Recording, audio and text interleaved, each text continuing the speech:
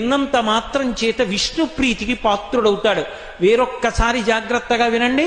మొట్టమొదట ఆదినారాయణుడు సనకసనందనాదులు, దాని తర్వాత వచ్చినటువంటిది యజ్ఞవరాహావతారం, యజ్ఞవరాహావతారం తర్వాత నారదుడు, నారదుడి తర్వాత నరనారాయణుడు, నరనారాయణుల తర్వాత వచ్చినటువంటిది కపిలావతారం, కపిలావతారం తర్వాత దత్తాత్రేయావతారం, దత్తాత్రేయావతారం తర్వాత యజ్ఞావతారం, యజ్ఞుని యొక్క అవతారం తర్వాత వృషభావతారం, వృషభావతారం తర్వాత వచ్చింది పృథుమహారాజు గారి అవతారం, పృథుమహారాజు గారి అవతారం తర్వాత వచ్చినటువంటి అవతారం మత్స్యావతారం, తర్వాత కూర్మావతారం, తర్వాత ధన్వంతరి, తర్వాత మోహిని, తర్వాత నరసింహుడు, తర్వాత వామనమూర్తి, తర్వాత పరశురాముడు, తర్వాత రాముడు, తర్వాత రామచంద్రమూర్తి, తర్వాత బలరాముడు, బలరాముడి తర్వాత కృష్ణ భగవానుడు, కృష్ణ భగవానుడి తర్వాత ఏకకాలంలో 2 అవతారాలు ఉంటూ ఉండొచ్చు వీటిల్లో.